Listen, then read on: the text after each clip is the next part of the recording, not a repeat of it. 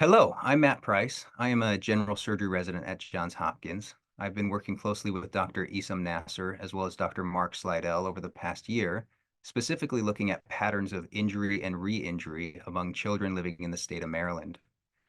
Most recently, we presented our work at the American Pediatric Surgical Association, where we presented on rural versus urban patterns of re-injury.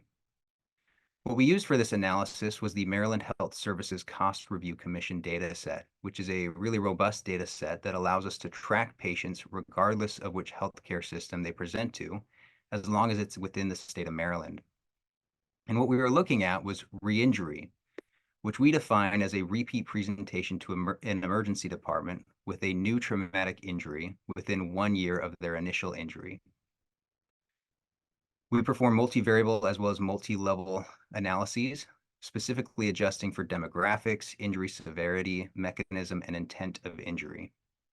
We had hypothesized that children living in urban settings would have a higher risk for re-injury, but what we ended up finding was it was actually children living in rural settings had a higher risk of re-injury.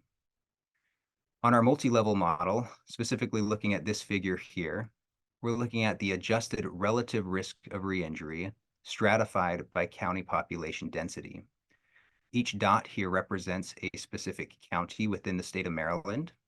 The red line is the state's average risk for re-injury. And the blue line is the division of rural versus urban counties as designated by the Annotated Code of Maryland. What we see is rural counties tend to have a higher risk of re-injury compared to urban counties.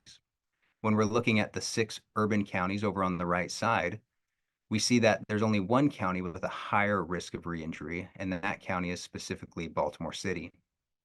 When we redo this analysis, looking at major re-injury, which we define as requiring an inpatient admission after suffering a traumatic injury, we end up not seeing this difference between rural and urban counties.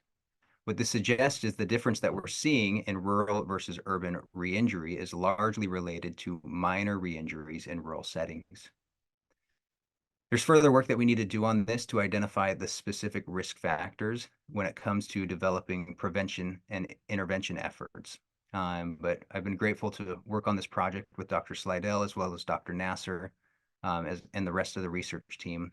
I'm grateful for the Johns Hopkins Surgery Center for Outcomes Research, who helped us gain access to this data set and have been very supportive throughout this project. Thank you.